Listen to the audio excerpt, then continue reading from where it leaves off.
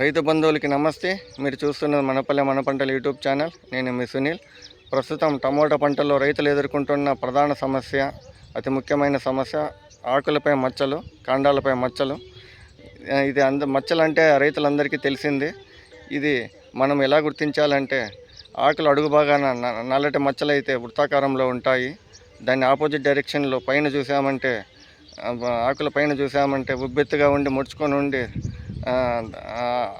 సన్నటి మచ్చల చుట్టూ పసుపు రంగు వలయం అయితే ఉంటుంది. ఇది క్రమేణా దీని ఉధృతి ఎక్కువైతే కనుక ఆకులన్నీ విరిగిపోయే అవకాశం కూడా ఉంటుంది అంచుల్లో. ఇంకొకటి కాండాలపై వచ్చి కాండాలని తొడిమలకు వచ్చి కాయలు పూతలు రాలిపోయే అవకాశం ఉంటుంది.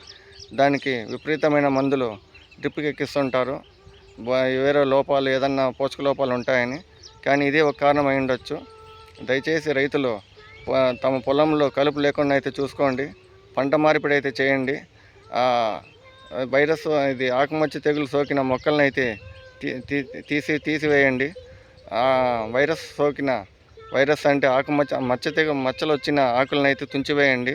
సకాలంలో దీనికి రైతులు గుర్తించి సరైన మందులు అయితే ఫంగిసైడ్స్ అయితే పిచికారీ చేసుకోండి. దయచేసి రైతులందరూ నాటిన తోటలను అయితే ఒకసారి విజిట్ చేసి తమ తోటల్లో ఏం లోపాలు ఉన్నాయి, పోషక లోపాలు ఉన్నాయా, లేకపోతే మచ్చలు ఏమన్నా నేను చెప్పిన విధంగా ఉండదు ఒకసారి అయితే గమనించుకోండి. మీకు ఈ వీడియో నచ్చినట్లయితే లైక్ కొట్టండి, షేర్ చేయండి, సబ్స్క్రైబ్ చేయండి. నాకు సపోర్ట్ ఇవ్వండి అన్న.